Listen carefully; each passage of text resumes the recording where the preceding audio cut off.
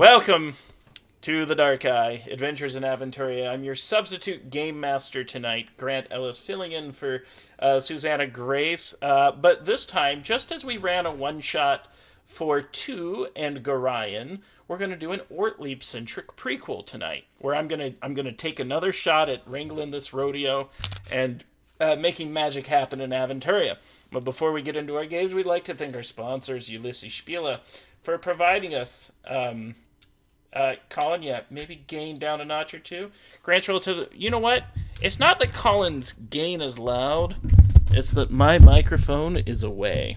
It was actually on a different desk. So I'm probably much louder now. Yeah, my microphone was actually on the other side of the room. Because I needed all that arm space for all the wrestling matches I had. Yeah. But, so we're going to take an examination into Ortlieb's past, as well as Tariq, when Tariq arrives, and this is an adventure that took place before they joined the others.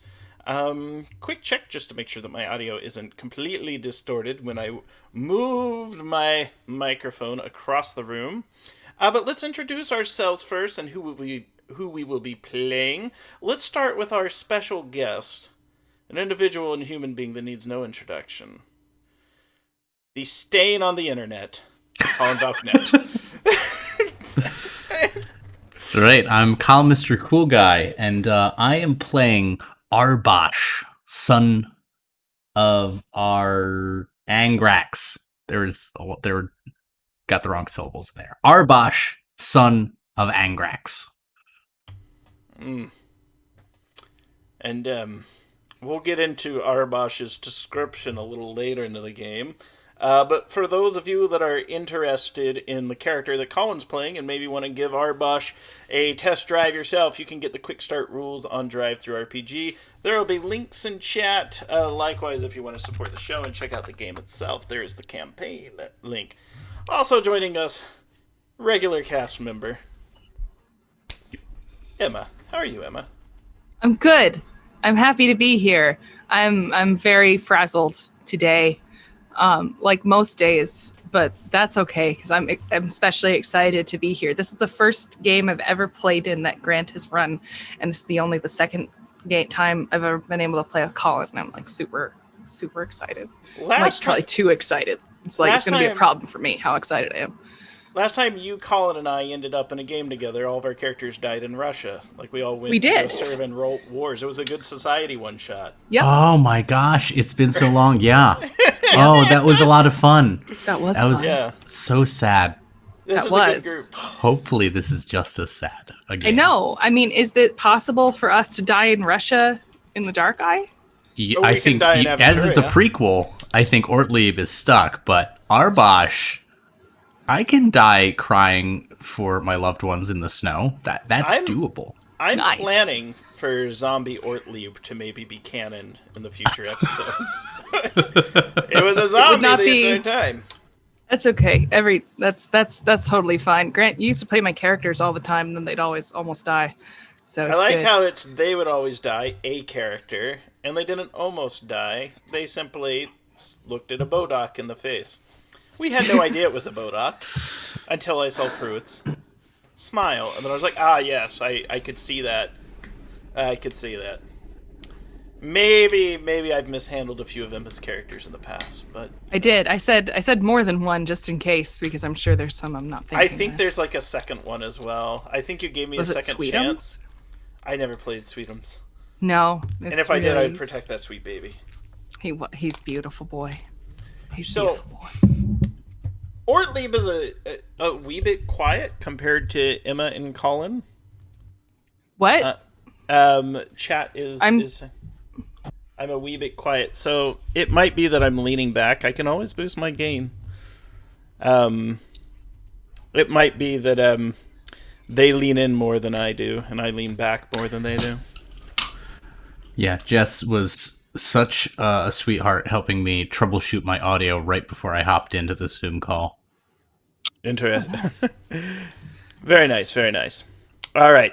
My volume will also change throughout the night as I play different characters. So, as always with one-shots, I like to send a primer to the players. For you players, I'm going to drop that into the chat so that you can see, have it handy. Hopefully I send you my primer and not my notes. So, survive the winter in the frozen north. The settlement of Snowdown is located on the edge of the far north. It is home to amber traders, trackers, and whalers. But winter is coming, and the north is becoming more treacherous to travel. Can you survive the season and make the way south to Havana when the weather breaks? So there's some assumptions about this adventure. It's Ortlieb has been sent to the far north to collect the deeds to some new property, a team of horses, a wagon, and a collection of goods to sell moving forward, and in Havana. So we know that the deed is held by Maya, the innkeeper, in a inn known as the Emperor's Eagle, in the village of Snowdown. Now, Snowdown is a small settlement. You couldn't even find it on the map if you wanted to. But I'm going to make sure that you have a copy of the map. For those of you on Twitch, you can sort of see that the far north is this region, but I'm going to send to you on the Discord. Essentially, you are many, many, many miles away from where the current present-day adventures in Aventuria are occurring. You're way in the north. The snow has been falling heavily all day.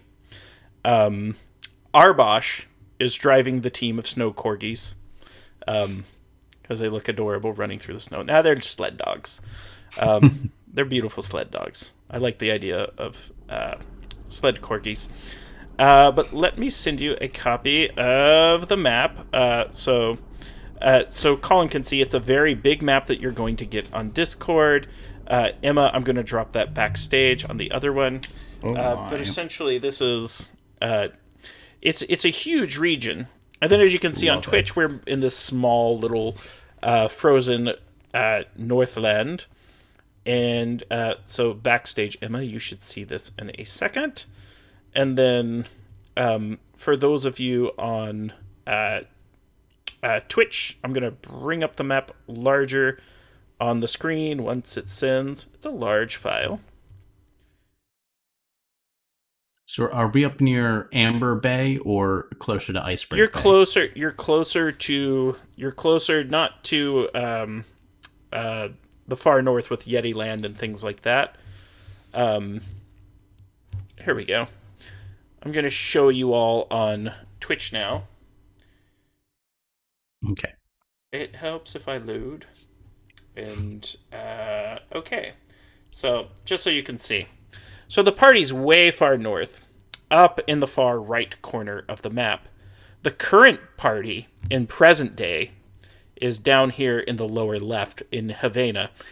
So wow. Ortlieb would have traveled many miles over a long time to get there. The reason Ortlieb's there is because Ortlieb is not one to turn down a deal and wants to get his hands on this property. Of course. I'm expanding my empire. And so the adventure begins with let's get to know our characters though. So during the journey, Ortlieb, did you find Arbosh a good companion or tiresome?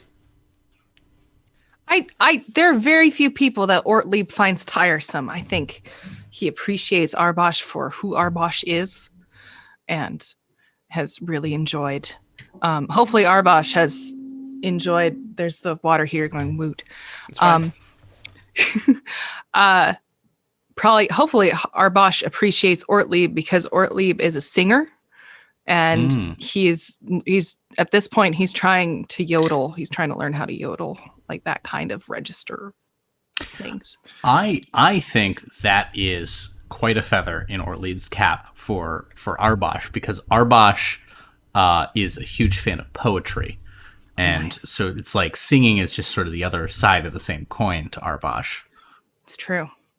Oh goodness. We have deep arty conversations. And moving right along with that, which of you did most of the navigation on the trip? Is this a trail that Arbosh has traveled before, or did Ortlieb know the way? Oh, I absolutely think that Arbosh knows the way. This is an area that I've definitely been through before. That's good. It's not Ortlieb's strong suit, although he's just a merchant. He's not a traveling merchant. That would have been a different point spread. So he's not terribly good at navigating. So that's good. Yeah, I think Arbosh is a traveling journeyman, right? Going around trying to find these apprenticeships for smithing and metalworking. That's why I've come through this region. In to give everyone sort of context for this is Colin's first time playing the game as well. So part of this session is we're going to be teaching the rules and talking about the rules as we go. Now, the snow is coming down harder and harder, and you have a large hill to mush up. There won't be a skill check, but you are coming to a large wooden wall. It appears to be a protective fence. The wall's about 12 feet high, and it appears to be blocking out the way forward. The sun is beginning to set over the horizon, and you are now outside of the village of Snowdown, but there is no one there to greet you, and the gate is shut. What do you do? Arbosh is not the type to waste time waffling.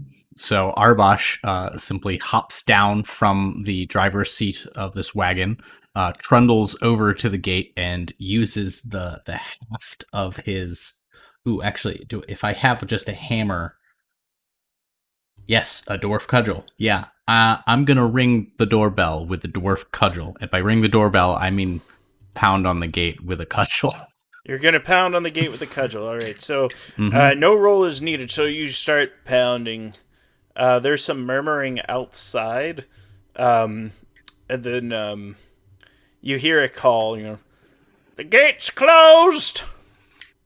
I know, I can see that. That's why I'm ringing the bell. Who are you? Identify yourself! Arbosh, son of Angrax. We're travelers. Also, there's someone named Ortlieb here. But you asked about me. Yes. Ortlieb here. I'm expecting Maya. I'm supposed to meet Maya. Ortlieb. She's married, they call out. And then you hear another voice go, she is not. I intend to remedy that before the season's over. There's some grumbling back and forth. You hear this, domestic back and forth. And then they go, all right, we're going to need some help to lift the gate. Okay. Our boss is just going to toss the cudgel and squat down and... Ortlieb will help. So do you have a skill that you think would be useful, Arbosh, or is it just going to be straight strength? Let's look at my skill list. Physical, body control, perhaps? Nope, feat of strength. There it is. There you go. This is a feat of strength. So, I'm rolling courage, agility, strength, and I have 10 skill points to spend on it. Mm-hmm. And that means I got to look what my courage. Let's see. So courage 5 succeeds. I believe agility... a skill point affects the number for all of them if you spend it. Oh, I absolutely Actually, no, succeed. I don't think if it works like that, but I'll double check. But what did you roll? Okay, so I succeeded natively for courage. For agility, I rolled a 15, and I need to get it to 11, so I would have to spend 4 points. And then for strength, I needed a 15, and I got a 9, so I passed that as well natively. Okay, so go ahead and spend your points. All right, so I spent 4, so I have 6 left over. That's a 2 quality success. It's one of those things where you pick up the gate and you see a scrawny, noodly-armed, slightly older gentleman gets picked up with you as you pick up the gate. He's off the ground, out of the snow. He's poorly dressed, and you can tell, Ortlieb can hear, he has a slight cough. And and you just get the gate right up. There's another individual who's not very tall. They're about the same height as a dwarf. They're stout like a dwarf, but they are very clearly human. And then there's like a boy that looks like he probably could be helping, but is a little too young to help. And it's one of those things where probably no one's thought to ask him. And so you get the gate up, and they're just like, "Oh, amazing. Dogs!" And they just see the dogs. "You have dogs?" And they kind of look at you. "Yeah, that's right. We have dogs. Could someone pick up my cudgel?" I'm just like standing there holding it up. The boy runs and picks up the cudgel, and then Ortlieb, do you lead the dogs in, or do you just leave them for Arbosh to figure out, or someone else? No, I will take care of the dogs. The dogs are our boon companions. They're boon companions. And I'll ask them what's so confusing about dogs. Don't need dogs to get here with any inventory, don't you? It depends. Some of us we take the fast planks, skis. Others of us, we trudge along on horse, if we got it, or perhaps a mule. But I've always wanted a mule. Well, we have but one in town. Fjord. You do? Yes. Fair. Our prize. We elected him mayor. Fjord. Our prize mule that we could never part with unless we met a truly spectacular individual. Really? They nod. Well, that's impressive. I should like to meet this mule. Very much. Well, perhaps one day you will, they say, and the dogs are let in. At any point, you can let the gate down, and they're like, where are you expecting to stay? Where are you headed, Maya? Headed to Maya's. I have a deal with her with some deeds for property and goods. I'm a merchant. My name is Ortlieb. I hand them my business card. They take your business card, and then they hand it to the stout fella who goes, "I do the reading in these parts." Oh, sure. And he stares at it for a good long while, and says,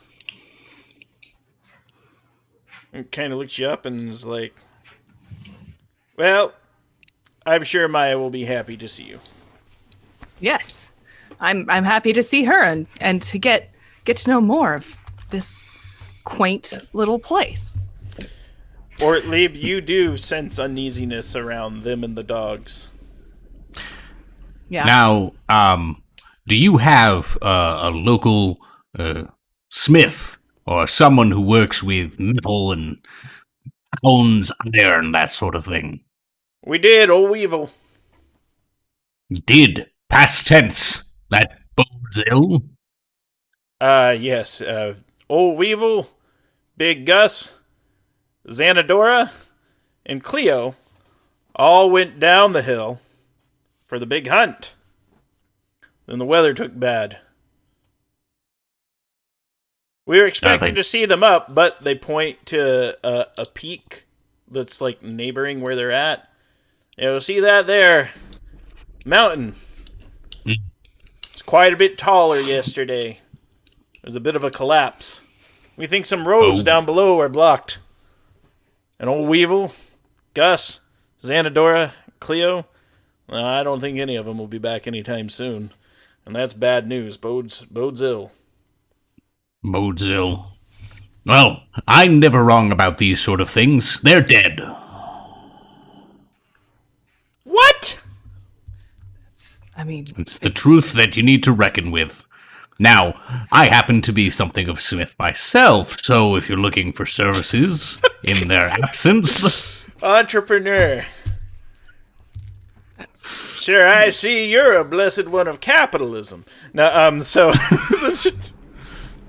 just like Ortlieb. Arbosh is gonna, reach out and pat the shoulder and be like, that sounds rough, sounds very terrible.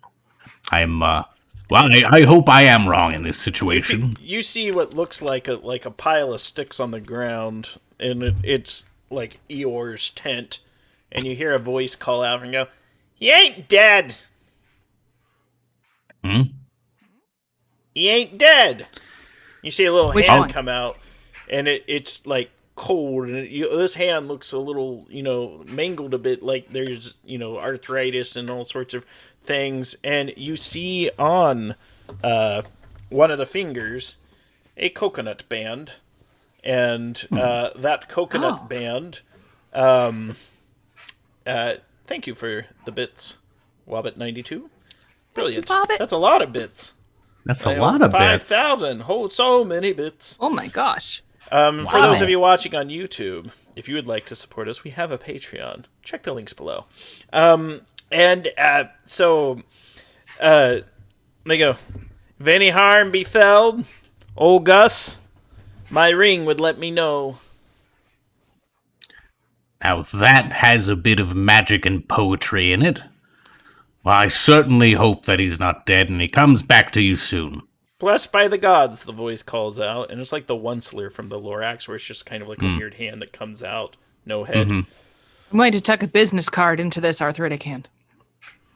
She takes it. She goes, "Oh, you're the one Maya's been all to do about." Yes, I am. They've prepared room for you at the inn. That's good to hear. I think I would like to get a little warm after the travel. Yes. Yeah, it is getting mighty cold. I have one last question, if you will. All right. Ask the question. We'll see if we're obliged to answer. Well, two questions. One is, what were they hunting? She said it's the great Karen. hunt. Heron? Karen. And that's Karen? not a joke. They're hunting a type of deer called a Karen or a Karen. Oh, deer hunt. Oh, Yeah, and, they're big heavy fellas. And what happens if they don't come back with the venison? The little hand all shrinks right here? away, and she says, "I think it's best not to think about that. Our supplies are low, and ever since them gray men from the woods came and, well, soiled the cheeses, we've been having a hard time making his meat. Yes, they came by night. They attacked our cheese shed. We tried to fight them off, but they ruined most of it. They were hungry too. It's a hard time of the year." There is a lot going on in your small town. What are you talking about? It's just day-to-day, life-to-life. Might seem spectacular to you. It does? That's why I mentioned it. It's true. Every day's a miracle. Every day's a gift. You know, I wrestle a cyclops once, and I'm known for it throughout my hometown, but you all have got gray things coming from the woods, snow falling off the mountain. It's fascinating. And cheese. And cheese. About that. Cheese got soiled, got ruined. Oh, no. Well, let's see how their stew tastes without cheese, then. It's true. And then perhaps we can talk about what we might have to offer these various problems of yours.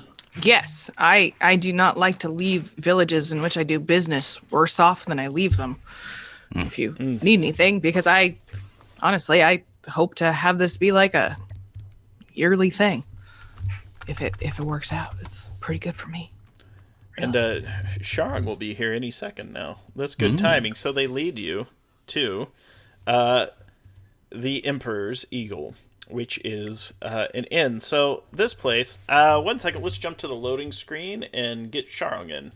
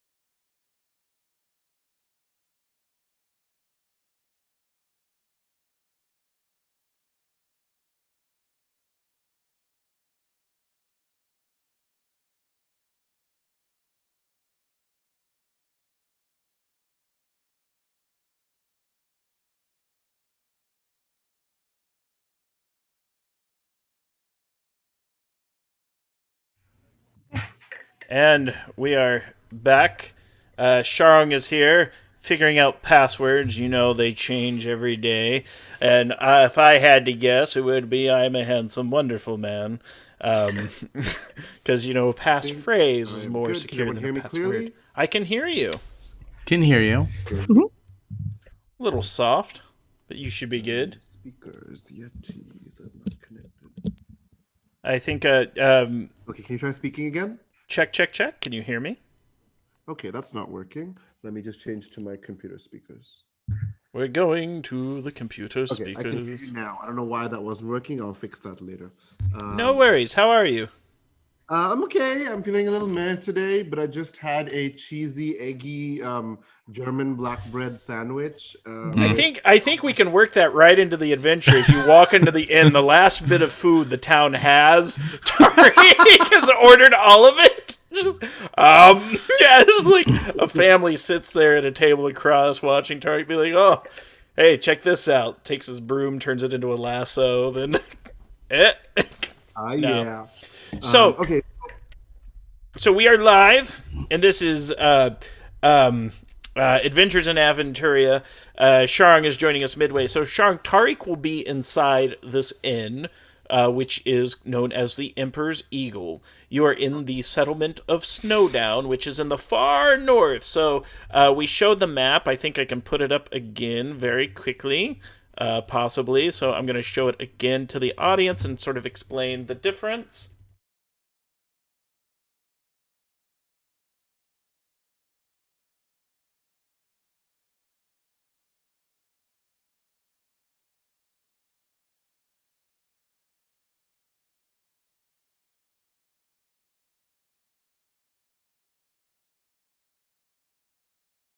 It would help if my microphone was on when I was showing this to the audience, but I was just explaining to Sharong that the party is currently in the top right as opposed to the bottom left. I've got too much going on over here. But let's jump back into the game. A quick question before we do that. Did I travel here with Ortlieb, or do I not know Ortlieb? No, in fact, you're here. In fact, you have lost a lot of your memories recently. And you came to the town. This was almost like Memento for you, which is a Christopher Nolan movie where someone can't generate new memories, and you're currently in the short term. Now, you heard that there was going to be a priest here that could kind of help repair that. They had a number of miracles that could be performed, and they said they could definitely help break through the fortress of your mind and unlock all those little tidbits. Yeah, so maybe this is, I'm on my, I'm taking that 2-year or whatever sabbatical to like learn about the world. Maybe it's early in that, and somehow I managed to like do some magic mayhem and got my memory wiped or whatever. Yeah. Yes, it's one of those things where hard times and you've ended up at the far north. You knew that you traveled here with people at some point. There is sort of the oddness of this, as some of the oddness of this locale is that this entire inn smells like wonderful perfume. It smells like, rose petals and lavenders. I actually randomly rolled that. That's why I like this inn so much. Yes, I actually randomly rolled that too. I was like, yep, well, that's why Tariq will be there. Yeah, Tariq loves that. But for the rest of you, this inn, it's a single room. The floor is muddy dirt. There are some mats rolled out that are very thin. They're like very thin parchment. There's about 20 of them in a circle.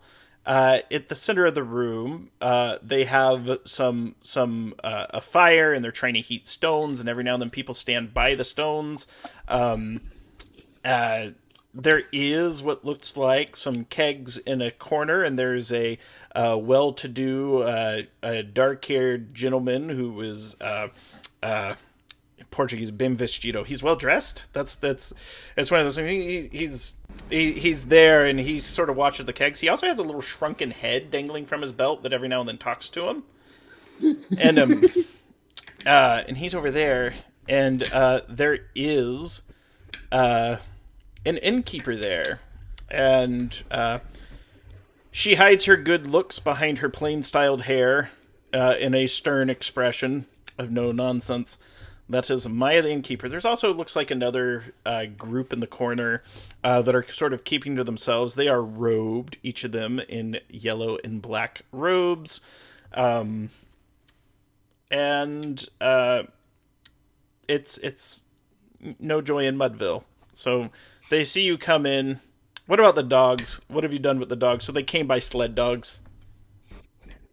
Well, if there's like a hostler or something like that, any kind of stables, I think we could probably put them up there. Just jam them all in a single pen. Just that'll be fine. Save some money. Don't need individual pens for the dogs. Just make a big dog pile. Are you bringing them in with you, or are you trying to find someplace else in town, or have you left someone to find a place for them?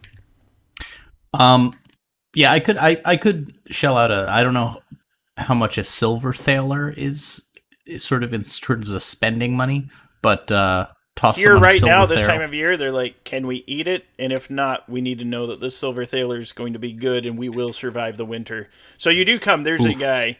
Good night, Indris, in chat. For those of you watching on YouTube, Indris is one of our patrons. You could be too. Very appreciative, longtime fan of the Dark Eye and Torg. Good information for new game masters like myself at the Dark Eye. So there's a woman. She sees you, eye to eye, stern brow. She has a very noticeable scar on her forehead, and she has like amber hair that kind of falls neatly. And she goes, "We can watch the dogs in our pen. We can put the dogs in the pen. But I need you to assure me, Arbosh, son of Angrax, that this silver thaler will be good come springtime, and that we will not perish in the snows." Well, it'll still be silver, won't it? I'm not sure what kind of question. It's going to spend the same, I can guarantee you that. I want to know that we won't starve. And if you're called upon, you'll make good on your honor as a dwarf. Ah. Well, all right then. I'm not the sort who's stingy with their oaths. So, I give you my oath. It'll be all right. And if it's not, Arbosh, son of Angrax, is going to make it all right. All right. She nods. She takes the silver. Tear starts to form, then starts to freeze over, and you can see she kind of stings, and she wipes it over. She's like, "Beatrice, load in them hounds." And a sturdy-looking young lady comes out. Big old galoshes. She gives one whistle, and all the dogs go into like a converted chicken coop. They all go in. Their little snoops. Arbosh is gonna carefully like kiss the head of each dog as it passes, like by name. Little ears go back, and they kind of slink in, like they know they've done wrong, but they haven't. Durkee, there we go. Good. Dickie, good. Glad. Rudy, all right. Good. Be good boys. Yeah, Beatrice speaks up and tells you, and she's like, "I have some marrow. I can spare them hounds." That's her voice. Chat, that's Beatrice's voice. That's how she actually sounds. I'm not just doing a voice. That's literally a perfect reenactment of her voice. That's right. Well, it looks like we've left the dogs in good hands then. I'm going to get myself absolutely stuffed with stew now. I'll check in on the dogs later. Ortlieb, let's go have some fun. All right. Cut back to the inn. Now, you come in there, and there's dirt and mud on the floor. There's some mats. Also, Ortlieb sees a familiar face. Now, you remember a run-in a few months back where there was trouble and bandits on the road, and you were assisted by a handsome, flirtatious black mage. Who every now and then you can sense like there's this weird energy between Norman the Keg Watcher, and the dark hair just kind of like, look, there's a vibe. I don't know what kind of vibe, but there is a vibe. Yeah, there's like a fabulously. I should remember level 2 of good looks, I think, right? I have to see which level of good looks I took. This is important for me to see. Special abilities, I took. Oh God, I have to find it. Okay, anyway, I took some level of good looks. If there was a concept of a Snowdown 10, Tariq is like a Snowdown 20. So, for our friends in foreign land, we're rating looks on a scale from 1 to 10, and 10 being the most handsome. Because of the level 2 good looks, Tariq is doubly handsome. So what I'm doing is I am sitting at a table. There are not a lot of people around because people don't like sitting near a black mage, right? There's superstition that he'll break into the fortress of your intellect and do things like that. So he's sitting at the table, and he's actually he's attempting to calmly read his book. Like, his spell, he's like doing some work or something. But Ortlieb, because you've met him before, you can probably tell that he's a little agitated. And he's out of game. He's agitated because he's lost a lot of his memories. He's used to losing a certain percentage of his memories, but usually when his professors are like, "We're going to take this memory away from you," right? But now he's a bit nervous. So he's like, you can tell Ortlieb that he's not super focused on his reading. He's a bit like nervously, like trying to calm himself by doing something he's used to doing. Okay. If Ortlieb notices that, then he will probably subdue his normally gregarious, greeting of recognition, and will just be like, I assume that he knew your name. If yeah, of course. Yeah. Remember, you probably know my full title. You probably don't remember it because it's very long. Oh, Ortlieb would remember. He have my full gets the details. Page title with its 10 parts, right? Ortlieb has your business card. It's true. It's true. Ortlieb does has the weakness level 2 capitalist, which means that it's very important to him to just sort of mental note of these people who seem like they might deal in rare and interesting things. And so he probably has Tariq down as interesting, big long title. Maybe he has money. I think he was flirting with me. And we haven't, at this point in our history, we haven't discovered our shared appreciation for fine scent and food yet. That's true. No, that's true. But Tariq would know. You don't have much memory of it, but you've been hearing them talk about it. There were some individuals in gray cloaks last night that came into this small village. Like it's a small settlement. It's smaller than a village. There's maybe 30 people at the most that live here, and half of them are trapped down out of the village because there was an avalanche. The roads are blocked. Okay. They were going hunting. They were supposed to come back with Karin deer that they were going to eat. You think about it, a deer, like an elk in our world, would be like 400 pounds. If you eat a pound a day, that'll feed you for over a year. So they were out. They were going to bring back this meat, and they were going to have food for a very long time. Now that might not happen. And they had cheeses and things like that in their cheese shed. However, some individuals that are currently causing trouble in the woods came in because they were starving and tried to steal the cheese. There was this kerfuffle. Everything got ruined. Nothing was salvageable. So yeah, I'm nervous because all of this meat. Well, I'm not a terrible person. I'm like, oh no, this is bad for this town, for this hamlet. But also, like, where is that priest who's supposed to give my memories back? Like, I need him, right? And that's one of the issues you're having. So the group of individuals wearing the green or yellow, white, and black robes. That priest was supposed to be with them. They're having a hard time dealing with you because you're a black mage. Yeah. These priests are blessed ones of Prios. So Prios is like the top god of the pantheon. And they understand that a deal was made, and since a deal was made, they're going to have to fulfill it. In fact, that's one of those things you see. Like one of them's trying to negotiate with Tariq. It's like a lower like acolyte. It's not the praetor or anything like that.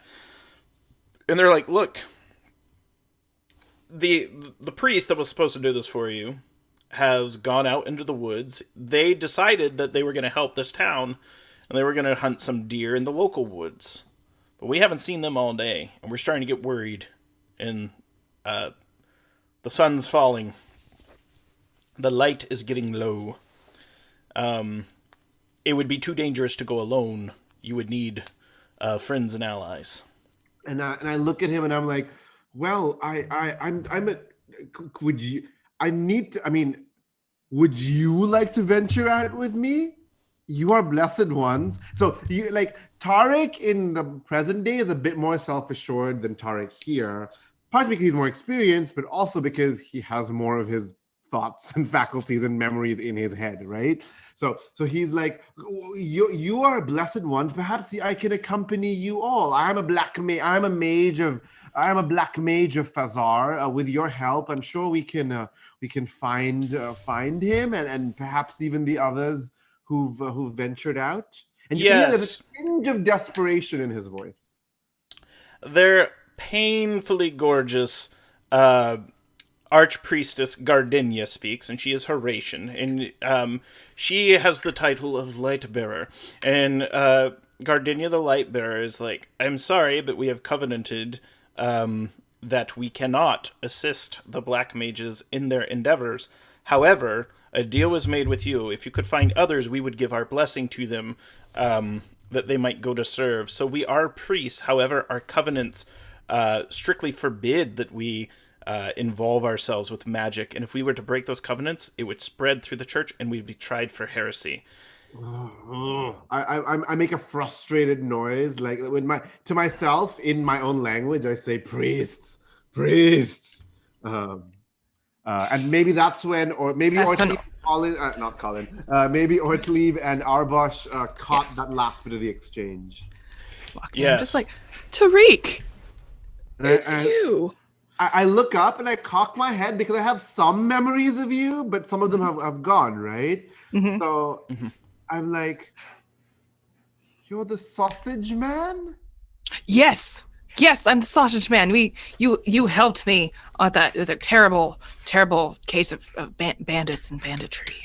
I think that's what Grant said. Did I break into the fortresses of any of the intellects? Of course you did.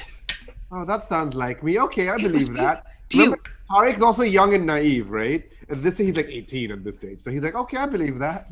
What brings you up here to such a remote place?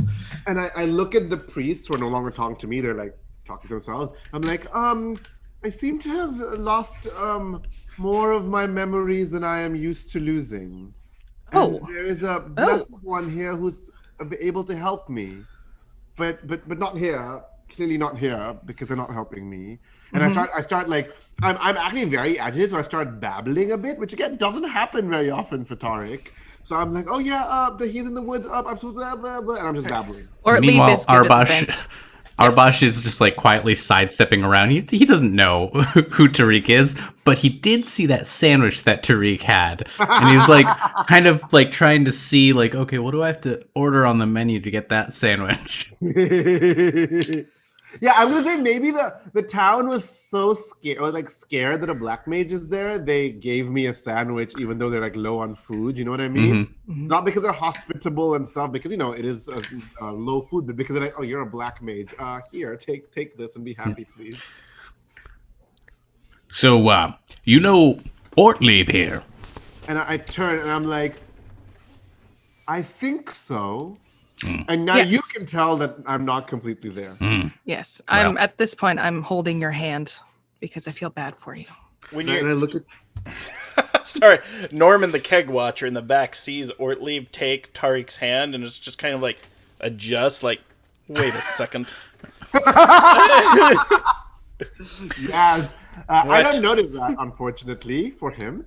No, you also don't remember him from the night before, I don't, and he's feeling very salty about that. I don't remember him at all, which is so sad. Like I'm used to not knowing, my first kiss or like memories of my mother before I was 7. This I'm not used to. Oh no. If it's any consolation, there's nothing that Ortlieb does which is in any way any slight hint of like sexual. He's just like, I care about you. I'm just like, tell me. I look at your hand. I'm like, yeah, I remember you had really good sausage, but honestly, there's not much more that I remember. That's okay. You remembered the most important part. So and I smile sheepishly, and it's like fabulously good looking. Like it sounds as though our goals may merge here a little bit, because I'm in this place. I'm genuinely concerned for this village. And my eyes widen, and I look between you two, and I'm like, have you lost your memories as well? No. Nope. No. Got them all. No. Stunningly good memory, actually. Not to rub it in. No. Oh, you but really just want to help the hamlet? Well, I want them to exist so I can continue to buy their goods at a ridiculously low price. You do need to There's talk your to Maya to capitalist figure negative things out. trait. Oh, yes. Yeah. I'll talk to Maya. Yes. Well. And I'm like, oh, would you be willing to help go into the woods with me to locate this blessed one? This would be one of the ones that got caught in the snow slide. Would not. No, different one. So, This town has a lot going on. Yes, the hunters can't come back, so the people here might starve. There were some priests here that said, we will go into the woods and we'll try to get you some food. They haven't returned yet, though, so they're in the local wood area. And then there's also the gray ones. Oh. Those are a different faction. Yes. Okay, yeah, so that's... This town has a lot going on. It Interesting place. I'm normally more knowledgeable about this sort of thing. You know, I just happen to, break into the fortress of everyone's intellect and learn what's Sure, I heard all about the invading and the fortresses and intellects. Stunning stuff. But I can't remember any of this. I apologize. No need to apologize. Crestfallen. I'm not used to not knowing things. I'll... come now, Tariq. That's the name, right? Tariq, I got that. Look, I nod and look down. knowing is good. It's always nice to know things. But more important, I think, is sort of going forward and making new things that you know of. I think you get it. I suppose. It's very wise. It's very wise. Very deep. Would you like some of my sandwich? Now that you mentioned it, Everyone he's already got it in hand. They're like the last sandwich. He forgot he already had breakfast and ordered a second breakfast. No, so here's... Go ahead, Arbosh. Well, it's just if we should probably help. This is good. Is this fried? You just wanted to pretend to talk with your mouth full of food. You've been waiting all day to perform a character that talks with your mouth full of food. I'm impressed. You said, "Can I please come on WebDM Plays and pretend?" Yeah, I begged. I debased myself to get on the show. That's on brand. Eat a big sandwich on WebDM Plays. I mean, that's also on brand for our campaign, where food is a major component of everything. Yes. So, here's how it goes down. So, I'm gonna give you an option. If you're agreeing to help Tariq, there is a priest that seems somewhat friendly with him. And you can engage them, and you might get a little bit of extra assistance from the priest, because you can tell even Gardenia seems pained because of her covenants that she has made with the god about this whole situation, because they're bound to destroy black magic. But it feels wrong. It feels wrong in the moment with Tariq, who they also promised to aid. So they're thinking maybe restoring the memories would banish black magic. Can we create a religious circular logical argument full of fallacies to serve this purpose? They're pretty sure they know enough Holy Writ to do it. There's also the subject of Maya, the innkeeper. But that is up to Ortlieb to engage. Yes. I need to go play hardball. Excuse me. I do. I will help you, Tariq, if that's what you need. And I smile, and I'm like, I thought I had a good feeling about you. And then I'm like, but I don't remember what it was about. But okay, thanks. I'll help you too. We can mutually help each other. I'm normally very good at knowing things. Mm-hmm. Yes, I remember. I'm sure you are. And I'm a black mage, and I extend my arm, and my rope, which I had wound around my arm, unfurls and turns into my mage stuff. It's cool. It's very cool. Got a lot going on with you. This is great. We say the priests eye me darkly because they don't like They don't like displays of my magic, right? So they're like, whoa. Well, they're trying to avert their eyes because they understand. It's like, it's kind of like this. Like, say someone has a different religious practice than you in this world. Like, say you just have a habit of, like, say, taking off your hat when you walk in a building. There's some people who be like, why are you doing that? Or, right. You might cross yourself when you walk in front of an altar or something like that. They're like, that's strange to some people. But these priests, they're pretty respectful to... Cool. You do things differently, and they're like, we have to avert our eyes, because if we see that, old Nimrod in the back's going to be like, why aren't you chastising him? You should pull him into the square and stone him! No, it's not going to happen. All right. So,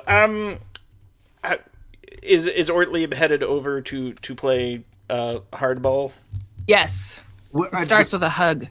By me saying I'll help you, did you want me to come with you? I mean, you don't need to for this. This is my personal business. Yeah, I actually, I was Arbosh was going to be like, no, sit down. You've got a lot going on. Tell me more about. You mentioned fortresses of intellect. What even is that? And Arbosh is like, he's very interested in like experiencing the world and all its nothing phases him because he's like, this is all interesting. Everything is interesting at all times. In that case, Colin, if it's okay with you, because this would be what my character would do, if you said, oh, I'm really interested in this, I would absolutely just immediately break into your mind. Oh, yes. Now you see a dwarf fairer than the most beautiful spring day. She's for lack of a better term, large and gorgeous. And you see the fantasy of Argosh carrying 2 large boar heads on either shoulder to prove that he can carry those boar's heads plucked right out of his fantasy. And you can see in his mind's eye, he's very impressed. And there's a lot of memories of that fair woman. Mm. You can feel that I'm like poking around in your head because you said, "Oh, I'm really interested in the fortune of intellect." Like, oh, really? And then I like break into your mind. Yeah, and you're just like, "Oh, that's what that is." Well, I think I just saw my future wife. And I'm like, oh, yeah, that's... And I start telling you about... I realize that, oh, this guy's interested in black magic, and I'm in a bad mood. Something I haven't forgotten is my black magic. So I start telling you about my studies a bit. So Nice. Meanwhile, you're about to come face-to-face with Maya Grudgebag. Grudgebag's her last name. It's an Andergaston last name, so she's from Andergast. It's actually a common Andergaston yes, she's not the first grudge bag I've come across. No, not at all. I'm gonna name all of my kids that. Just every single one.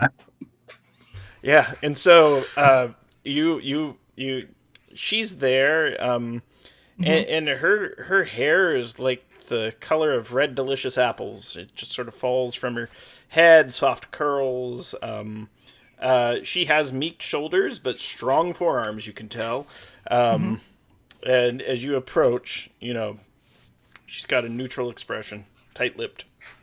I give her the biggest fake smile I possibly can. Do you smile without using your eyes? Yes, I do that. I do pull the Scott Thompson. Wins her over immediately as you smile without using your eyes. Yes. And so, yes, and so, sorry, that's funny to me and Emma. So we've done that in a few games.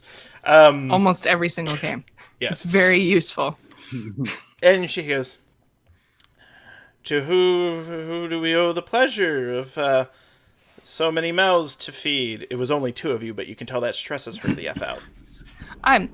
Maya, it's Ortlieb. We've been corresponding. Oh, right. Yes. The one here for the mule. Am I here for... I thought I was here for a horse. A whole team of horses. Yes. Yes. I was told that the mule was not on the table. Although I do pine for a beautiful mule. We were told that you get the mule. it was right there in the will, and you can see that you were sent copies of the will, and it looks like there were 3 pages that they left off. Oh, really? Yes. So there's more stuff that I get? No, there were more directions. So, the wagon's not here. It's in Little Down. You're in Snowdown. So Little Down, okay, it's sort of it's like our satellite settlement. So you got to go into the woods, and there is a grove, and in that grove, we keep most of our supplies. If we keep them here in town, when town gets attacked, they tend to get spoiled, like the cheeses. Yes, I've heard of what befell the cheese shed. It's a shame. You should try some caves if you can. We did. We tried the caves. Well, let me ban this individual in chat. Gosh darn it! Why won't it let me ban the buy followers? Do you? I'm gonna have to click that ban button. There, you're gone. Gotcha. You did it. Well done. Well done. A little slow to the draw, but I wanted to be thorough on the finish. I mean, if you didn't ban him, we'd be buying followers right now. Well, we would be famous, internet famous. I'm here for it. So she goes, yeah. So you have to go to Little Down. Little Down is it's in the woods. There's a grove. You need to take an animal trail to get there. Okay, and there's supplies there. That's where the wagon is. There's a shed. Okay. No mule. The mule's here in town. Can I meet him first? Get the wagon. Oh, okay. Now, you'll probably have to take him to the wagon, help pull it. Yeah. Okay. She's like working out the math. She's like, it's cold and I'm hungry. Someone ate the last sandwich. Getting the eyeballs over to the mage and the dwarf. I'll give her some hardtack and sausages. I have a lot. Hardtack is usually reserved for sailors. It's good seafood, and since this was a whaling settlement, she treats the hardtack like candy. She's like, well, goodness gracious, you are certainly a peach, Mr. Ortlieb. I've heard that before, thank you. Yeah, yes. And it's one of those things she's kind of considering, maybe I could sell Ortlieb the whole town one day. Turn it into like a winter resort. We do have excellent skiing up here. Once you get past the avalanches and the black mages, she doesn't say she's not. She actually likes having a black mage here because it keeps the religious folks on edge. She's a follower of Rondra, which I think is like the seductive one. So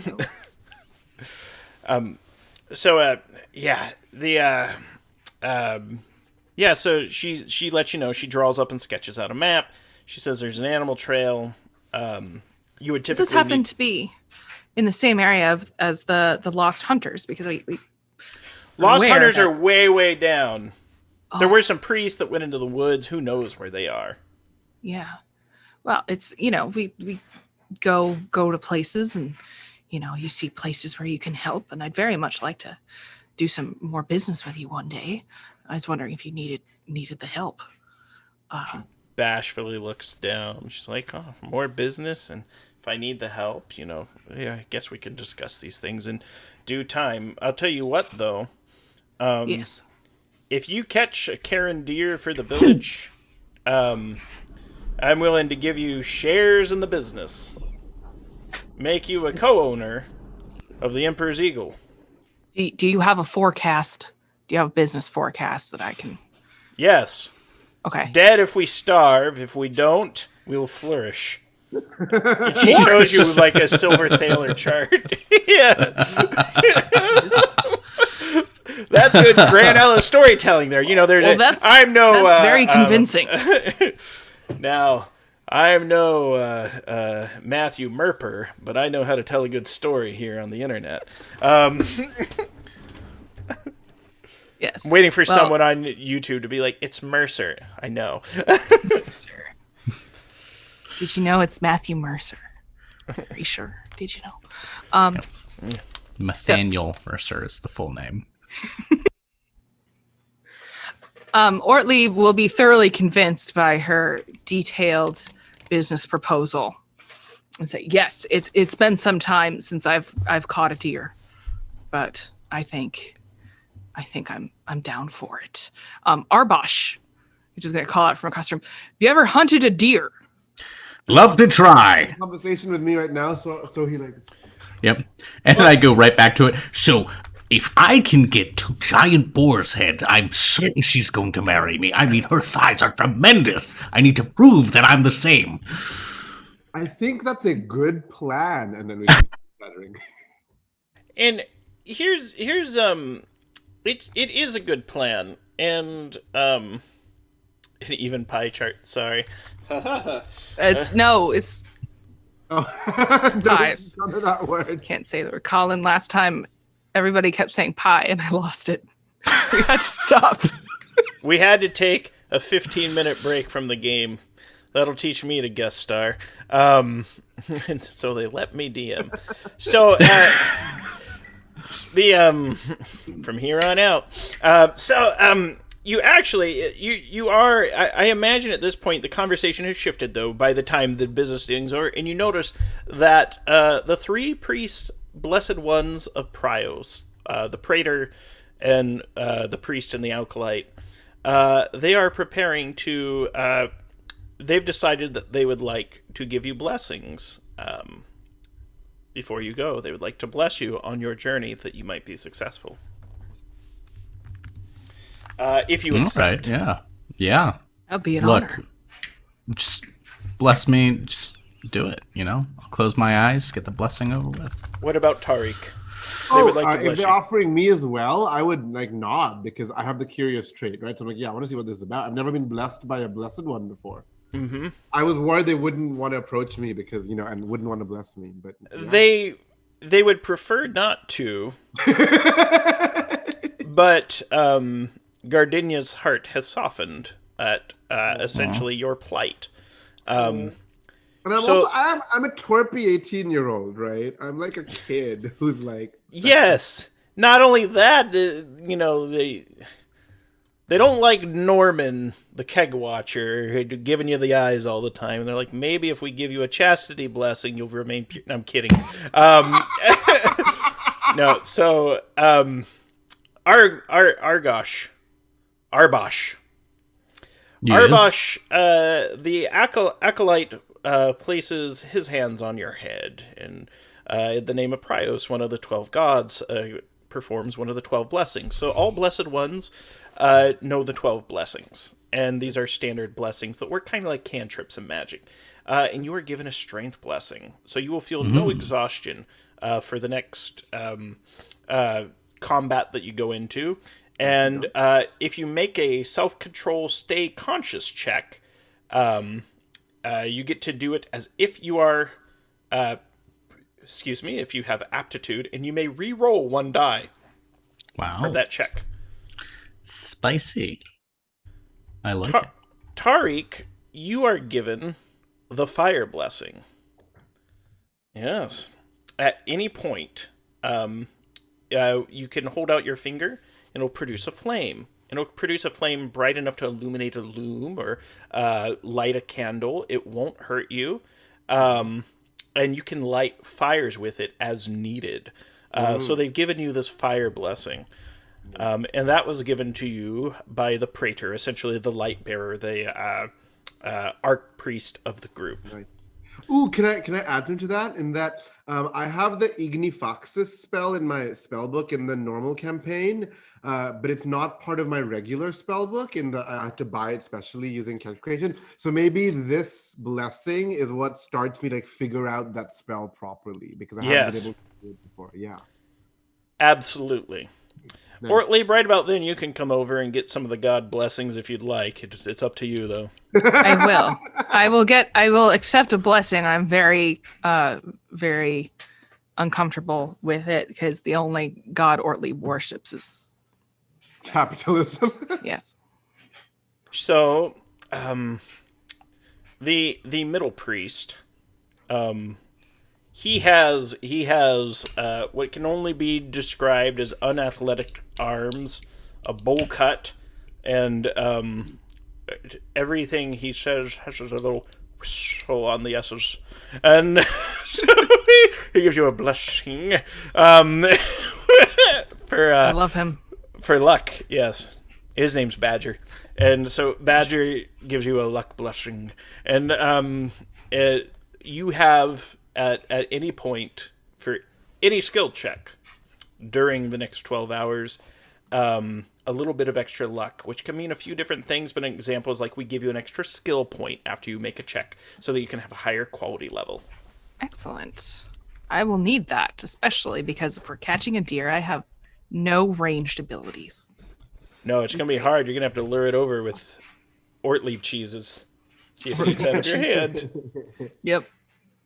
I can do it. Cheese. Meanwhile, Norman, because we have to have at least one of these jokes, and I gotta resist, Norman coming over and whispering to my, so, Ortlieb slipped you the old sausage, eh? Almost him in the ribs, and sausage and hardtack. So, the group has been blessed. Now, if you'd like, you can go out in this evening. It is not dead night yet. They say it should be a moonlit and starry night. So there should be a good amount of visibility in the woods if you would like them. If not, you can go the next morning. If you go the next morning, you will be hungry because there is no food left in the village, and even Ortlieb's supplies have run dry. You're expecting to resupply here. Maybe we should go tonight. I was gonna say, if we go tonight, we can make some progress. We're gonna be hungry in the morning anyway. Might as well be hungry and productive. So and if they're trapped in an avalanche, they if we wait 8 hours, they might be dead. They might be dead. Yeah. Yes. I mean, I had assumed that if this were a case where exposure is going to kill them, we're a little late for that. But going forward, if it's like being trapped or something, those 8 hours, you're right, can absolutely make a difference. Yeah. Yes. Ortlieb just wants to because he wants to meet his mule sooner. He's really excited. And of course, Tarek is concerned about his memory, so he's like, "Yeah, time is important." Yeah. Okay. Good. All right. Yeah, let's do it. So, describe to me, in the fiction, how you'd like to go about tromping through the woods. Do you have any abilities? Are you going to look for any clues? How do you want to try to find the group? And you can either go straight to Little Down to find the wagon, or you can... there are people in town that might direct you to where most people are likely to hunt. There might be people you can talk to that might know. Or you could just go off into the woods and try to find them. I think Tarek tells you both that he's really concerned about finding that priest. So he's like, I think, I don't know. And also, I don't remember anyone in the town anymore. I think we should go in and search for them where you think where you know the avalanche happened, is what Tarek tells you.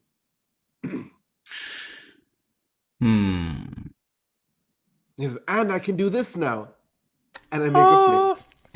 It does illuminate the place, and people are like, "Ooh." I think Arbosh is going to want to talk briefly with someone about what area they were like hunting in, right? Because we know what they were hunting, and so they had to go to find some game trails or something to have found them in the first place. I am looking through. I don't know that I have any skills for doing the direct tracking, but I'm personable. I think I'm personable. Nope, actually, I am not. Oh, I'm quite good at orienting. Oh, that'll. I think once we know where we're headed, that's gonna be the good stuff. So if you are personable, so there were the people at the gate. The people at the gate, Arbosh would have seen what direction they had went off in, and probably even directed them where to go. Yeah, go back and talk to them. Let's talk to the hand. The disembodied hand. We never actually saw. We never saw one slur. Crystal grass, tail of the lifted Lorax. All right, so the hand comes out of the hovels, and so when they first came to town, before they went in, there is a small hovel because some people live here. They don't stay at the mudded inn. They have their little shacks, etc. So that lady, also there was the lady watching the dogs and Beatrice, so Monica and Beatrice. So you go back to the hand, and she's like, yeah, I know where the good hunting grounds are. Well, I'd love to go retrieve Gus for you, so if you just point us with that beautiful hand of yours, where... Gus is trapped down below in the avalanche. You must be thinking of the priest folk. She says, like, smarmily.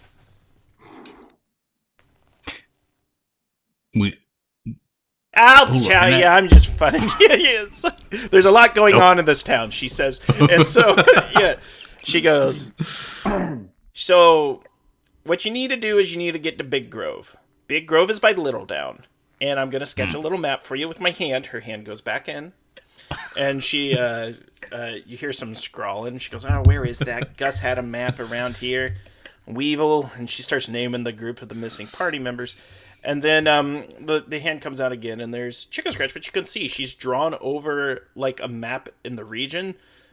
She goes, my marks are the red marks. The red marks are the people trails.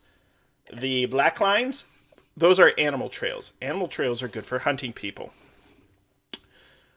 What you need to do is you need to find the point where they intersect. See that circle? Yep. That's Snowdown. You're here. You need to follow it north, and then where you'll find where the red line hits the black line, it'll work. Now, there's going to be trees, so you're going to need to figure out distances, time.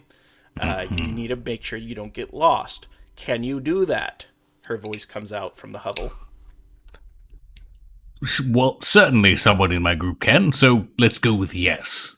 I'm waiting for someone to screen cap, and they're going to be like, Sharong looks so tired, you have broken him, Grant. I'm going to be like, well, I'm just that good that I wore out Tariq. Yeah, sorry. I'm dirty. Listen, I got to get our energy Even the up. blacksmith couldn't do that, Grant. So, yeah. So, you know Ortlieb could probably make sense out of that map. Yeah, I figured something like that. Okay. All right. Oh, the voice here is good. Ortlieb's here. The hand. Well, yeah. Yes. The late Sebastian said very nice things about him and wanted to make sure that he got the wagon and the mule. How nice. Good for you, Ortlieb, making impressions. She kind of motions for the map back. Oh, yeah, I don't get to keep this, do I? No, you will, and then there's some more scratching. There's an orange line on it now. She goes, that's Gus's secret shortcut. If all right. Ortlieb's here, I want you to have it. Don't tell anyone around town, though. They pay us extra for them deer. And if we get them first to market, well, we can feed the hounds. You see their little snoots stick out. There's like 3 snoots that come out. You can boop a snoot. We'll keep the secret close to our heart. Not even the strongest invasion of the fortress of the mine. And he's like pointing at Tarek, like, yeah. Yeah, Tarek is standing back while you're talking to your friend, and just like, and he, as you point to me, I just give this like happy grin, like, hi. Yeah, well, at that point, I'll give the map to Ortlieb. Be like, all right, you're up, Ortlieb. I can't make sense of this. Okay. He flips it over. So, and yeah, I've got orienting. I have a reasonable skill in that. If I can sort of get our bearings where we are. And if that doesn't work, I have a tiny bit of geography that might come into play. That too. Ortlieb, why don't you make me an orienteering check? All right, I will. Don't forget you have fate points. You'll get them back at the end of this one shot. You can spend them if you'd like. Let's see.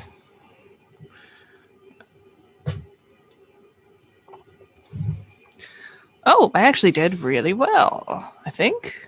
9, 7, 16. What's the third one here? Int. Oh yeah, I only had to spend 1 point, so I got it with 5 to spare.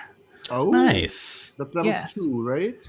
Very nice. Yeah, it is. Yeah. You're making good time. In fact, not only that, you're going to get to the hunting spot, taking the shortcut.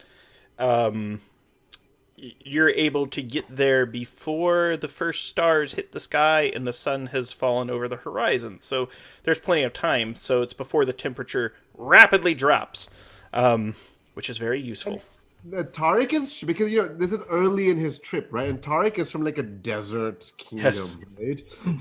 So he's a bit like, I mean, he's wearing some protective clothing, but you can see he's like visibly like shivering. He's not used to this at all. He's like, I'll give him. I actually have a spare silk shirt in my inventory all the time, so I'll give him. And because it's Ortlieb's, it'll cover up a lot of you. Bring him the blubber pajamas.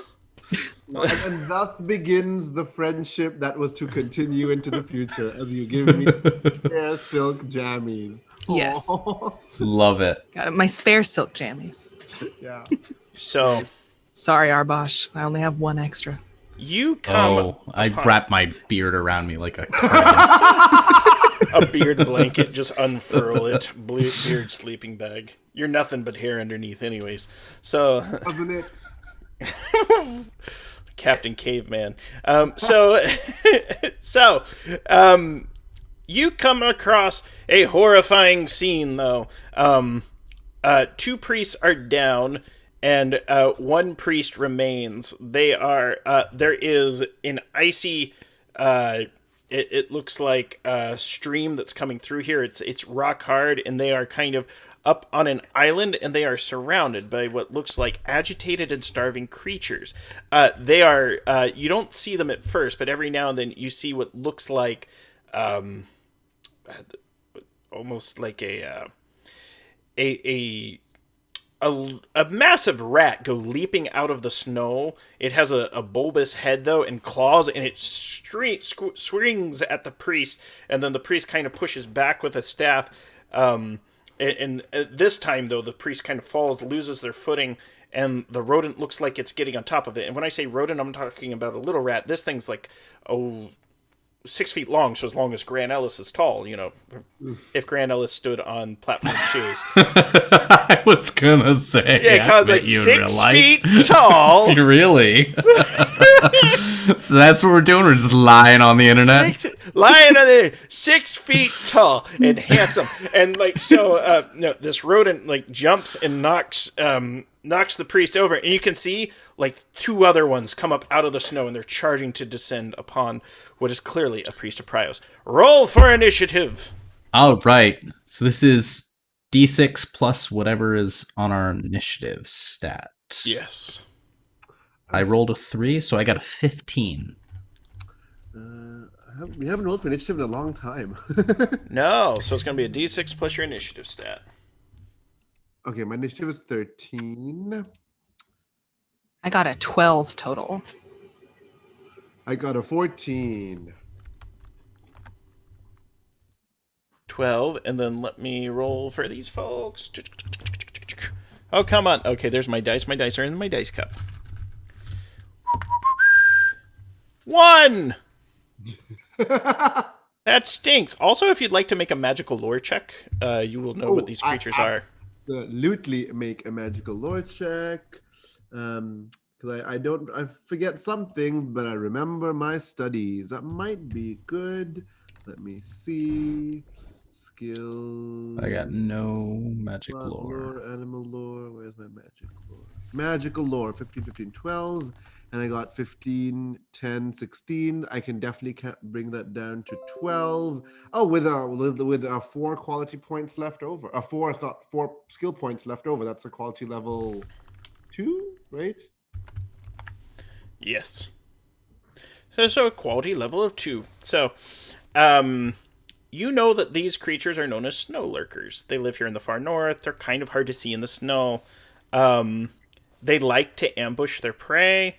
They prefer to not fight for very long, and your guess is that the priest stumbled upon these. They might have, the snow lurkers may have waited for the priest to kill some deer and then be like, oh, look, food. They did the hard part, now let's get them. One of my detentions I don't know about Northern, one of my detentions a long time ago was to extract memories of snow lurkers from these traumatized people to help them. But the detention part was that these aren't pleasant memories. I had to look through and see all these not nice memories. No, not at all. Your other memory is Norman the night before was just yeah, snow lurkers, man, they're dangerous here. So I whisper, I hiss to you guys, snow lurkers. All right. They yeah, so you see them. So the fight is on. So you will go before the snow lurkers and the grounded priest. So there's 3 of them. And there are 3 of you. Who goes first out of us? Who got the highest? Who had the highest? Not me. I had 15. I think it's you, me, Tariq. Okay. Okay. Then I am going to get a running start and try and golf swing that snow lurker off of the priest. I got my cudgel. I can't tell if it's two-handed or not. I think it is. So moving over there would be your action this turn. And okay. You would also be able to defend yourself when you get over there and do any of the free actions. So an example of some free actions are, and I will read from my #sponsored Game Master screen. This is actually one of the nicest Game Master screens I've seen. I've played a lot of games. If it wasn't nice, show it again. So yeah, it's got this fancy art from inns and stuff like that. It comes with a supplement called Inns and Taverns. That's how I generated the people in the inn and how you met them and that it was squalid and some of the things. So it says that move up to your movement in paces is a free action. So couldn't I do that as a free action? Sure. And then attack as an action? Yes. I was actually about to read the free actions, but yeah, you absolutely could. I'd let you move up to your move. In my mind's eye, they were a little too far away, but I'm okay with you doing it. That way you get to do more. Okay. Plus, it's a chance for them to... Okay, that's great. So now this isn't a 3d20 roll. This is just a straight d20 straight rolling. d20. Okay. Crit on 1, no confirmation roll. Okay. Which means it'll be an automatic crit. Okay. Then I'm going to... I don't need to add extra damage. Okay, I have 3, so that's definitely lower than 14. And it lists the damage as 1d6 plus 7. And just so you know, too, you're using your cudgel. 8 damage. What's the reach on the cudgel? Not listed. I'm using page 17 of the quick start. Medium. It's fine. Typically medium, I think. So if it's medium, you're actually at an advantage, too. It's easier for you to hit the snow lurker than it is to hit you. It's at a disadvantage because it's short range. Okay, interesting. Cool. That is cool.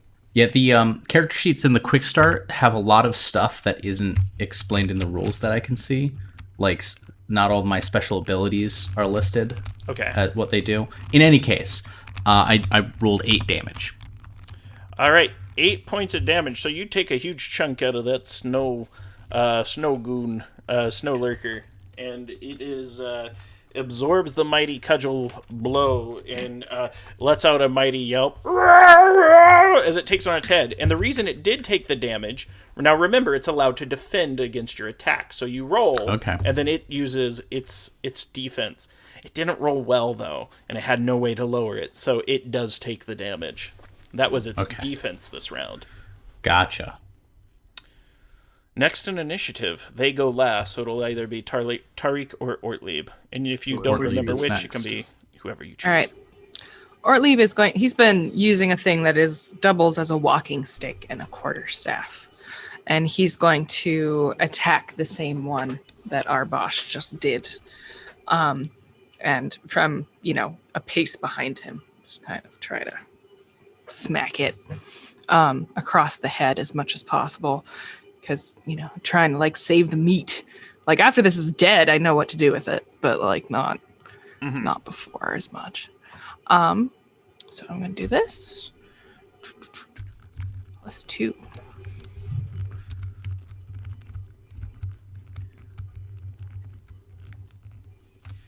I didn't roll very well. I rolled a 17. That's not good. Yes. Yeah, I think I missed. You do. Yes. At that point, you do miss. However, Tariq is now on deck. Yeah, so I'm carrying this like tiny flame in my hand, right? Like to light our way kind of thing as we Yes. walk. And I see, I hiss to you, oh no, it's a snow lurker. And then you guys like rush forward. And that's the moment that formula I'd been wrestling with, like to do this fire spell, Igni Fakshis, it finally, there's like kick of adrenaline. I'm like, wait a minute. I look at my hand and I like point it out, and that flame, I try and shoot it out in a lance of the Ignifaxious spell. And I will roll 3 dice because there's a skill. And we can walk through this too. So what's the timing on that spell? Is it one Yes. action? Oh, yeah, good point. So the range is 16 yards. Am I close enough for that? Totally in range. Perfect. And a snow lurker's a target? Yes, Snow Lurker is the target. Its target is all elemental, and its casting time is 2 actions. So that means it would go off. Now you can increase. So here's the interesting thing about spells, and part of this session is we're teaching Colin some of the rules. We're talking about it with chat as well. So the order of operations for spells is you choose a target, then you modify the spell. I think Sharng wants to kill this thing now, which means we can increase the difficulty of the spell by 1 point. To set it off now, I believe. Yeah, I don't think at my current tier and stuff, I can modify my spell. Really? I remember reading something about this cannot be modified or something. Let's double check. Unless I'm completely wrong, it might have been a different spell.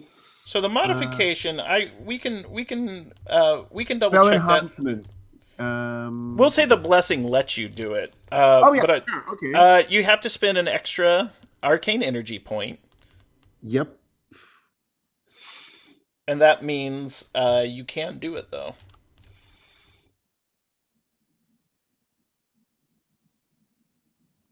So I'm looking at the in the thing. I'm looking at my spell enhancements. I need an 8. Yeah, that's what it is. I need an SR that's higher than my current SR for the spell. I only have a 3 SR. To do my enhancements, I need a minimum of 8 SR to be able to do, like, my mastery of magic isn't strong enough. Good to know. So it'll go off next round. So what it is it'll go off after the snow lurkers get to go. That's when we'll resolve that. Perfect. Obviously, so roll my 3 dice. Well, you won't have to roll that until the end of the time goes. That way, and here's why. It's like action economy. It's you take all this time to cast the spell, then maybe even fail. So it's a way to penalize a sort of spellcasters. Yeah. Okay. So so what you see me doing, everyone, is I'm just like looking intensely at the flame in my palm as I'm like, wait a minute, if I, and that calculation is what's going on as I'm casting the spell. I'm just like.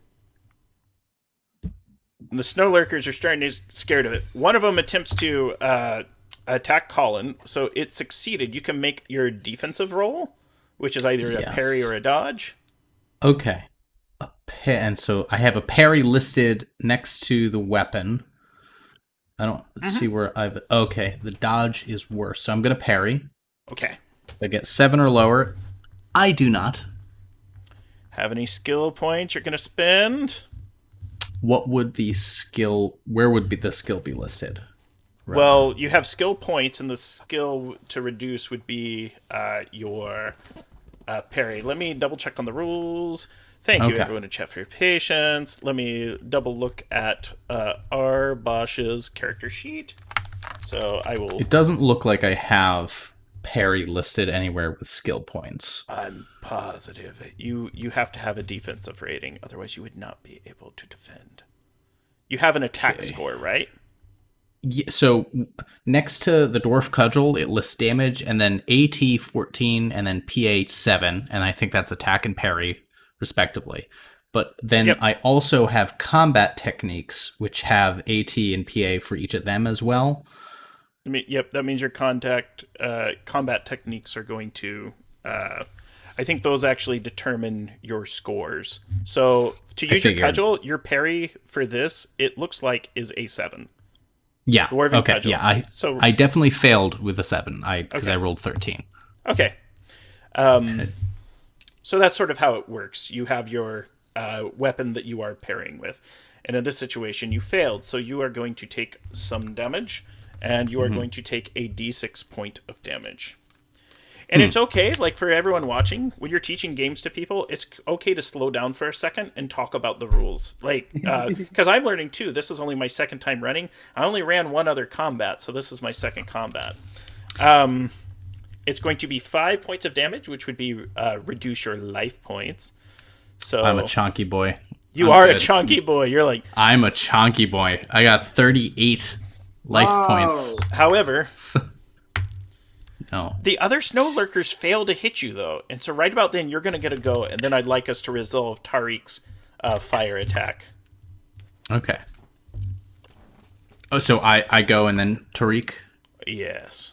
Okay. So the snow lurkers are jumping out at you. You're backing them away with... they're like leaping out of the snow, almost like foxes, except they're big, as long as Grant Ellis is tall rodents. And they're just kind of... like wiggle, they're like snow dolphins. Just all right, yeah. I'm gonna play whack-a-mole with the next one. Just as it pops up, I'm gonna try and drive it right back down into its snow hole. That is, okay. So I got 14, which is exactly my attack. That's fine. Yeah, I'm used to Pendragon. That would be a critical. That would be awesome. But I need a 1 for a critical here. It's also easier for you to hit them because you have a longer reach. Yes. But I rolled max damage. That's 6 plus 7. 13 damage. So that snow lurker's looking a bit like a snow pancake at this point. And yes, however, it's not out of action yet. You notice though, they're becoming more and more ferocious and vicious the more you hit them. So the Dark Eye has this idea of conditions. Conditions modify the game conditions. The snow lurkers, 2 of them now, have the enraged condition, which means they attack with more ferocity and perform more damage when they do hit. And every time they get hit, the stacks, and they become tougher and tougher. Snacks. We're the snacks. This is the you problem. are the snacks. Yep. We're all snacks on this stream. All right. And so let's go ahead and resolve the magic, and then we'll cut over to Ortlieb. Yeah. Okay. That's 20. Okay, so 3 goes, 16 for my Ignifaxis. I lower that with a 1 point. My 20 would not, but I'm actually going to use one of my fate points. I have 3, right, in the one shot? Yes. So I'm going to use one of my fate points and make sure it hits. All right. It's going to hit. Now, if I use a fate point, how many quality levels do I get? I don't know that. How many skill points do you have remaining? I have, okay, if I only have 3 points of skill in this, so I'd have 0 skill points left. Okay, so no additional quality levels. Okay, great. So I would do, so I finally, like, it clicks, and I'm like, and I see,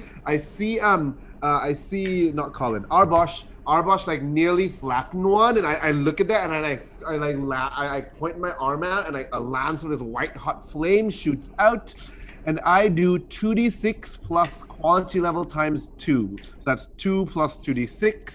Mm-hmm. And if they have a shield, which they don't, it would take structural damage. Okay, so 2d6. Nice.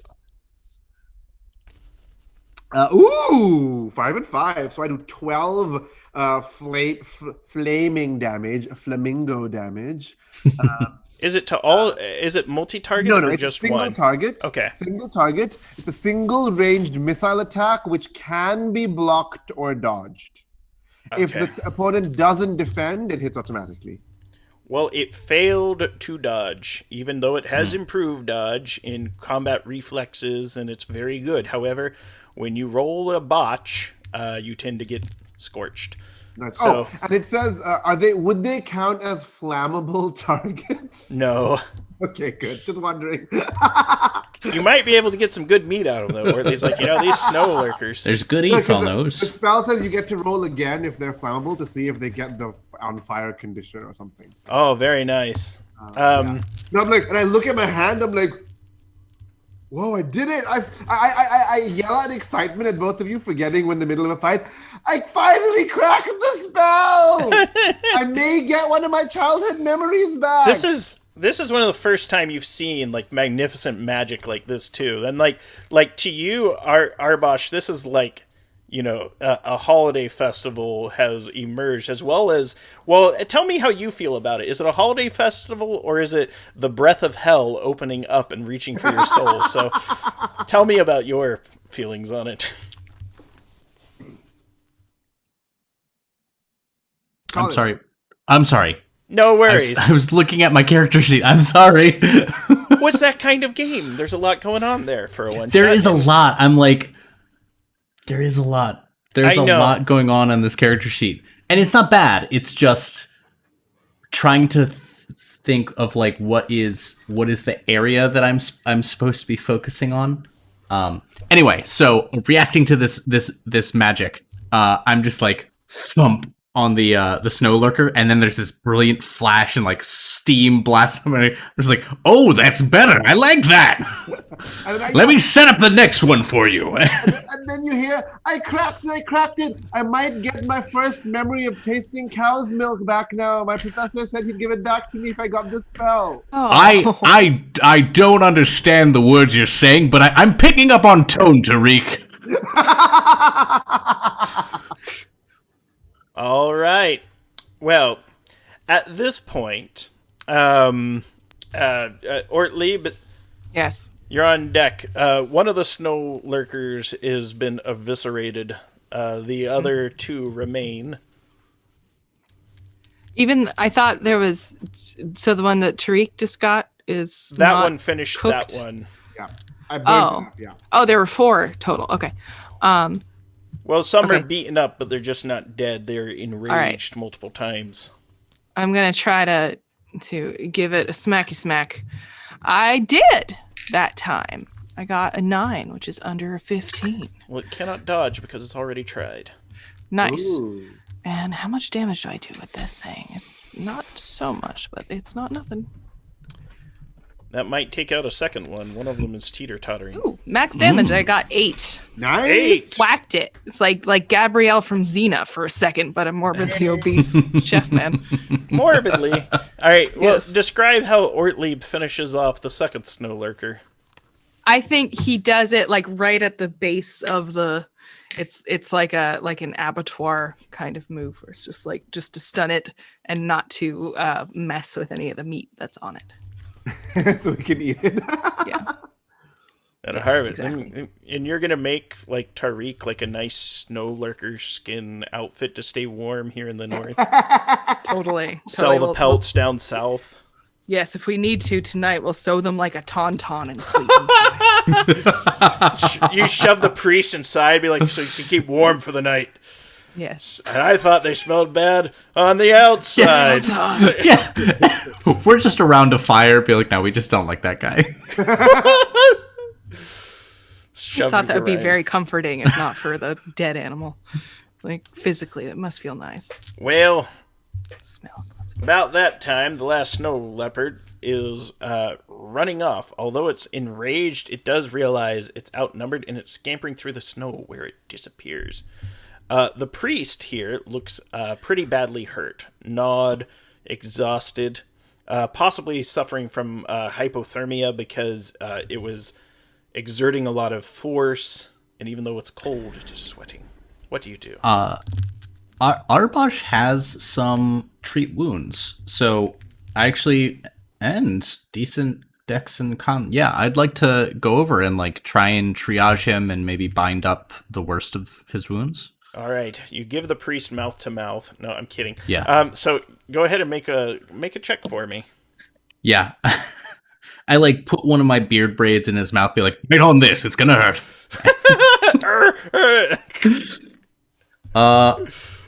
Okay. Ooh, okay. I succeeded. So it's a double dexterity and then constitution. So the first dex is a 3 and I needed a 13, and then a 6 and I needed a 13, and the last one is 16, needed a 15, but I have 2 skill points, so I succeed with no quality success though. Excellent. So you treat the wounds, you bind. The priest is unconscious. You'll probably have to get him back to town before he can restore Tariq's memories.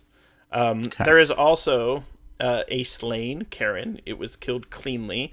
That can also be taken back. but that would require someone to carry it or drag it. They'd have to be very strong. I actually turned to the others and I'm like, we could cremate them here. And I'm like, ooh, you kind of see like I'm being solemn, but you can also I'm kind of excited because I just know this new magic. Oh yes, there's 2 dead priests as well. So there's the one that's been treated. Oh yeah, that's what I meant. I didn't mean the wounded one. I meant. Arbash is like, he is alive. Just making sure you know that. Describe the dead body, so that's what I meant. Sorry, I didn't mean like, the one who's nearly alive. Yeah, and then there is a Karen deer that would be about 180 pounds of meat. Oh wow! I will. I'm gonna like fashion like a sled type thing. Yeah. There's some. I've got a very thick trunk. I can pull the sled. Should be no problem, even with the big beastie with the horns there.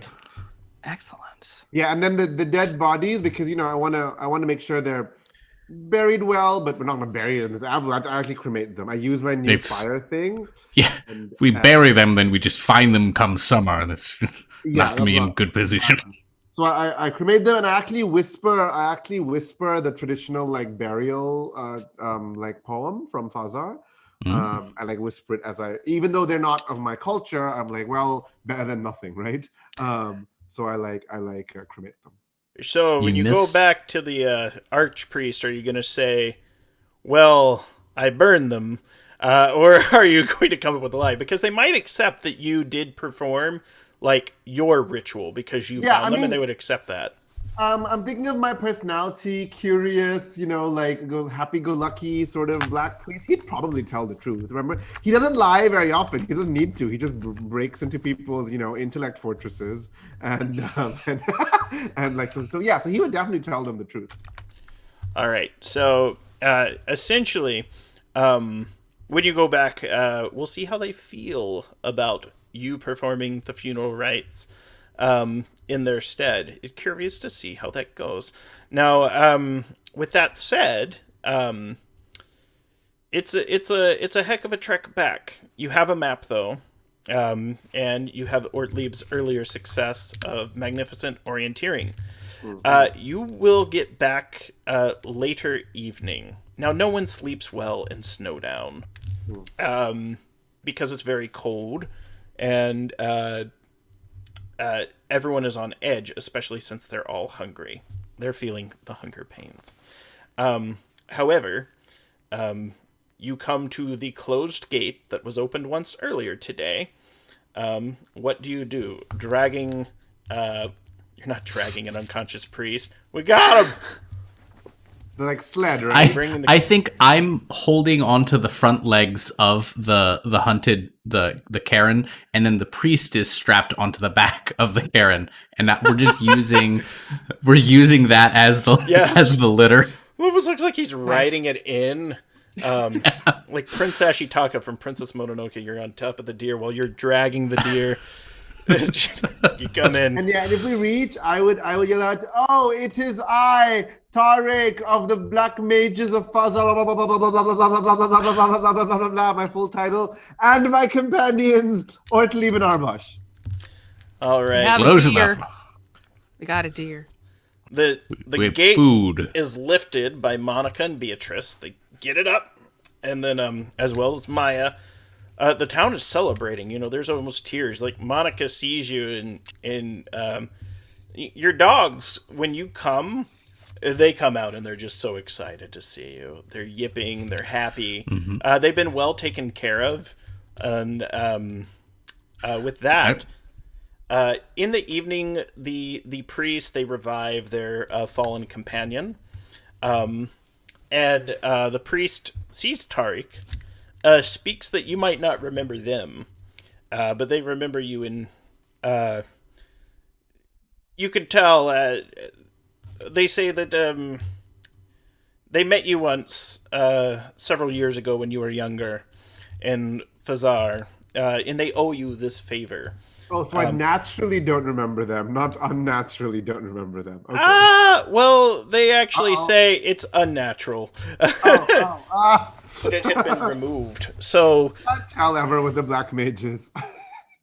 they get together and they perform a ritual. Now, Gardenia, the light bearer, asks, what of the others? There's only one. The others had been slain by. I would imagine they were slain. I could tell they were slain by the frost snow lurkers, right? Yes. Yeah, so I tell them, like, oh, they were slain by the snow lurker, and so rather than leave them there, and again, I'm slightly more cheerful because I know I'm going to get my memory back. So I'm like, oh, rather than leave them there, I thought it best to perform the Mahandistani cremation rite to lead their souls, set their souls free. I didn't want to just leave their bodies there. What skills do you have in the form of persuasion? Because I think this is going to make it essentially. Yeah. Make a roll, and I want everyone to know this isn't one of those things like there's dire consequences if he fails and they'll have him clapped in prison. No, it's just one of those things where they might show more leniency to your practices up here because of your bravery. And you might be a story that they tell later. So do you think empathy counts here? Yes. Yeah, so empathy, and I have I'm attractive. I don't know if that affects this situation. Not Gardenia is attractive too, but you are not in character, Sharang. That's hey. Okay, empathy is sagacity, intuition, charisma, 15, 12, 14. So, and I have 5 points in it. So, 10 is good, 14 is perfect, and I have exactly 5 points. So yeah, that totally works. I get 1 in my base standard empathy. Yeah, you do that, and she listens, and she appreciates the sincerity by which you perform the rites. And the name of Tariq will not be forgotten among the Church of Prios. And your bravery will be remembered. Ortlieb. Yes. Maya let you know that at first dawn, she will escort you to Little Down to retrieve the wagon. However, there's someone very important she wants to introduce you to first. She brings you up a small hill, and there is a little hovel at the top. Looks like it was put together with thistles and sticks. Okay. Like something out of the 100-acre wood, where a donkey might live, but there's no donkey inside. Fared sticks his head out. I give him an apple that I've been carrying just for this purpose. I've been holding out on everybody the whole time. Thanks for noticing me. He eats the apple. He eats it. Does he speak? Oh my god. You hear it. You hear it in your heart. You knew it was there. And in like your life of pi moment, you're like, look, Richard Park, I have to believe there was something in those eyes other than my own reflection. And you like give the whole monologue, which is a great monologue, by the way. Great film. It's an excellent monologue. Yes. Rest in peace to the wonderful actor. You bond with the mule, and you will have the opportunity to retrieve. And Arbosh, you are viewed as a hero in this town. The gate lifter, the deer fetcher, the beer drinker, as they let you help yourself to all the kegs. It's open tap for you tonight in the city of Snowdown. And that's where we end this one shot that was put together last night and shared with friends at a table. Thank you all so much for playing. Yeah, this was nice. Woot. This is nice. I like this. I like the system. I love it. And it's one of those you accept. Don't know if I get the system yet, but I like it. And I think it's worth exploring and playing. You know, it's not too far off from what we did here today. I know on YouTube they might let us know maybe some things where we need some working and finagling of the rules, but I always point to the back of the core rulebook. We talk about the rules as a group and agree upon them as a group, and we'll adjudicate them for the purpose of our section. So, go ahead, Colin. Yeah. No, I think it's good to have games that you don't necessarily have to get in like a comprehensive sense after one session. I think that's okay.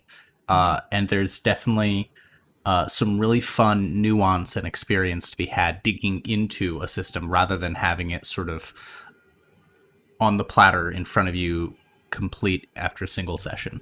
And if anyone is interested in this system, I'm going to link in chat the Quick Start rules. They're free. Anyone can get the Quick Start rules. It's a beautiful 24-page document. The actual rules themselves, as they're presented, are only about 5 pages. There's an adventure you can run, an introduction to role-playing, as well as the world of Aventuria, and that's something I wanted to do for this one-shot. Explore a different location in the continent, play with some skills, and something I had been terrified of the entire time I've been producing was like, oh, I hope no one tries to cast a spell because I'd be afraid to see how that goes. But I thought, let's walk through the magic rules and see if I understand them, and I hope we did at the end of it. So let's go around and introduce, or go ahead and with our outros, let everyone know who we are and where we can find each other online. Let's start with the handsome devil to my right, your left, on the left side of the screen, Sharung. Hi, I'm Sharung Biswas. I am one of the regular cast members of this campaign, along with Emma. And you can find me on Twitter at Sharung Biswas. I'm a game design writer and artist. And what am I plugging right now? No, that picture just ended. Well, why don't you look up Honey and Hot Wax, an anthology of erotic art games published through Pelgrane Press. That Grant has helped a lot with on the multimedia end. Do check that out. That was nominated for an Indiecade recently, which is a huge honor for a analog game because Indiecade has a little more focus on video games. That was really good. And you know, we got 2 grants to make a collection of works about sex positivity from a diverse collection of designers. So do check it out. I've had the opportunity to play some of them games, and they're actually a whole lot of spicy fun. I enjoyed making the trailer for it. And yeah. Colin, who are you? Where can we find you? What are you doing here?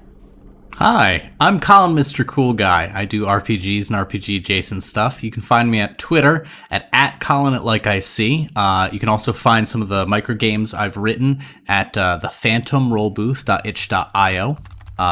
The newest one my partner and I worked on is called Whamageddon. It's about surviving the Christmas season without hearing the entirety of Last Christmas by Wham. Additionally, I have a blog, The Admixture of Other Means. It's mostly for like my tabletop wargaming stuff and just general thoughts about design and shit. It's nothing special, but it now has a follower widget that I set up on purpose, and I don't think I fucked it up. So you can check it out and possibly even follow. Well, and I want you to know, even though I give Colin a hard time, and I introduced him here as a stain upon the internet, he is my favorite stain. So, no, Colin is one of the nicest human beings you'll ever encounter. Literally, False. Literally at 3 a.m. in the rain, Colin helped me push my automobile out of a ditch barefoot. This is a true story. Like, in Burst of Hopes in the chat, they bandaged my toenail that I lost in the process. Like, it was an awful evening, but with the best of friends, we got through it. That was great. That was a lot of fun. Last but not least, playing Ortlieb, Emma. Yes, I'm Emma. I am the acting CEO of WebDM. So congratulations, you have accessed the thing in which I am involved. We also have YouTube advice at youtube.com/webdm. We have a podcast called WebDM Talks. And we have here on Twitch and on WebDM Plays, where we do actual plays with fantastic people exploring fantastic games like this.